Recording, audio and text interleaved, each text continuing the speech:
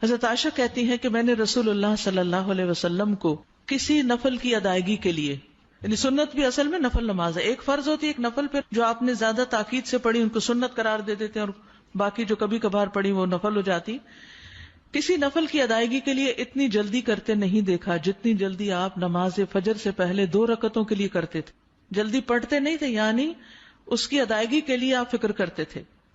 حضرت عائشہ ہی سے روایت ہے کہ نبی صلی اللہ علیہ وسلم نے طلوع فجر کے وقت 2 رکعت نماز، یعنی فرض کی بات ہے یہاں، آپ نے 2 رکعت نماز پڑھنے کی شان کے بارے میں فرمایا کہ ان کو پڑھنا میرے نزدیک ساری دنیا سے زیادہ محبوب ہے. آپ نے فرمایا جو آدمی عشاء اور فجر کی نمازوں میں آ سکتا ہے تو اس پر لازم ہے کہ وہ آئے، اگرچہ اسے گھسٹ کے کیوں نہ آنا پڑے، یعنی گھٹنوں کے بل یا پیٹھ کے بل گھسٹ گھسٹ کے ہی آنا پڑے تو بھی آئے، لیکن آئے ضرور. کیوں؟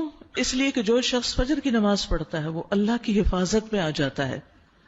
رسول اللہ صلی اللہ علیہ وسلم نے فرمایا جس نے صبح کی نماز پڑھی پس وہ اللہ کے ذمے میں ہے، اللہ کی حفاظت میں ہے، اللہ کے ذمے ہو گیا. پس اللہ تم سے اپنی حفاظت کے بارے میں کسی چیز کا مطالبہ نہ کرے. کیا مطلب ہے اس کا؟ یعنی جو اللہ کے ذمے ہے اس پر کوئی ظلم نہ کرے اور ظلم کر کے اللہ کے سامنے جواب دہ نہ ہو، اس لیے کہ جس سے اللہ پوچھے گا، مطالبہ کرے گا، یقیناً اسے اپنی گرفت میں لے لے گا اور لے کر منہ کے بل جہنم میں پھینک دے گا. اس سے کیا بات پتہ چلتی ہے کہ جو شخص فجر کی نماز کی حفاظت کرتا ہے وہ اللہ کے قریب ہو جاتا ہے، اللہ کی حفاظت میں ہو جاتا ہے. کسی کو حق نہیں کہ اس پر ظلم اور زیادتی کرے. جو اس شخص پر زیادتی کرے گا جو فجر پڑھتا ہے تو وہ دراصل اس ذمے میں خیانت کر رہا ہے جس کو اللہ نے اپنے ذمے لیا ہے، اور پھر قیامت کے دن اللہ تعالیٰ ایسے شخص کو پکڑے گا. یعنی فجر پڑھنے والے کی عزت اور احترام لازم ہے، کیونکہ صرف مومن ہی اس کی پابندی کرتا ہے.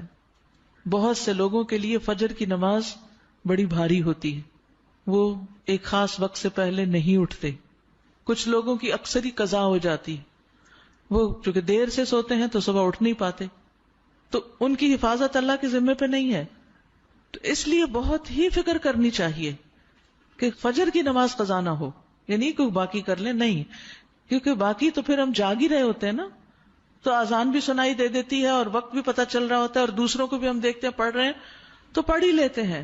لیکن فجر کی چونکہ ایک ذمہ داری ہوتی ہے اٹھنے کی بھی، اور پھر وقت پر اٹھنے کی، اور پھر مسجد میں جانے کی، تو اس لحاظ سے اس کی حفاظت بہت ضروری ہے. اور فجر پڑھنے والا شام تک اللہ کی حفاظت میں ہوتا ہے. اس میں ایک واقعہ بھی آتا ہے احادیث کی کتابوں میں. اعمش کہتے ہیں کہ سالم بن عبداللہ بن عمر، ابن عمر کے کیا لگے بیٹے اور حضرت عمر کے پوتے، یہ حجاج کے پاس بیٹھے ہوئے تھے. حجاج کے بارے میں سب جانتے ہیں کہ بہت ظلم کرتا تھا. تو حجاج نے ان سے کہا اٹھو اور فلاں آدمی کی گردن مار دو. تو سالم نے تلوار اٹھا لی کیونکہ اس کا حکم تھا مارنے کا، اور اس آدمی کو پکڑا اور محل کے دروازے کی طرف چل پڑا. تو ان کے والد ابن عمر نے ان کو دیکھ لیا جب وہ اس آدمی کو باہر لے کے جا رہے تھے. تو انہوں نے کہا کہ کیا یہ واقعی ایسا کرنے جا رہا ہے؟ انہوں نے 2-3 بار یہ بات دہرائی. پھر باہر لا کر سالم نے اس سے پوچھا کیا تم نے فجر کی نماز پڑھی ہے؟ یعنی جس کو مارنے کا حکم تھا، کہا تم نے فجر کی نماز پڑھی ہے؟ اس نے کہا ہاں. سالم نے کہا پھر تم جس راستے سے جانا چاہتے ہو چلے جاؤ، اور وہ واپس آئے اور تلوار پھینک دی. حجاج نے ان سے پوچھا کیا تم نے اس کی گردن اڑا دی؟ انہوں نے جواب دیا نہیں. حجاج نے پوچھا کیوں؟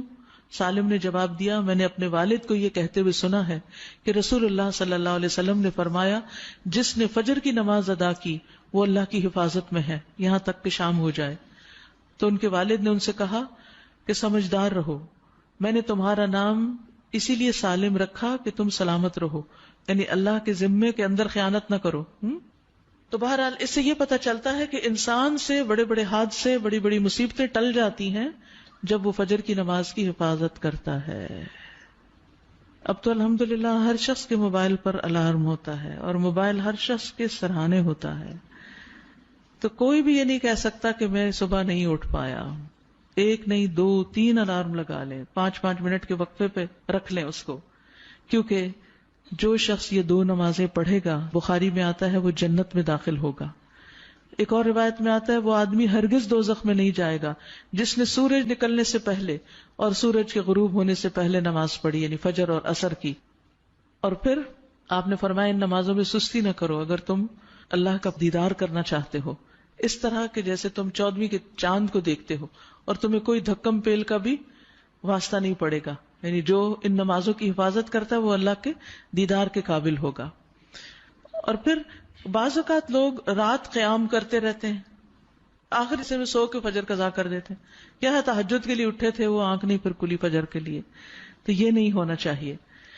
عمر رضی اللہ عنہ کہتے ہیں میں صبح کی نماز با جماعت پڑھوں یہ مجھے اس سے زیادہ محبوب ہے کہ میں ساری رات قیام کروں. ساری رات کے نوافل سے زیادہ محبوب ہے کہ فجر کی نماز جماعت کے ساتھ. ہاں منافق پر فجر کی نماز بھاری ہوتی ہے، تو منافقت سے نکلنے کے لیے، نفاق سے نکلنے کے لیے اس نماز کی پابندی ضروری ہے. ابی بن کعب کہتے ہیں ایک روز رسول اللہ صلی اللہ علیہ وسلم نے ہمیں صبح کی نماز پڑھائی. اس کے بعد فرمایا کیا فلاں حاضر ہے؟ لوگوں نے کہا نہیں.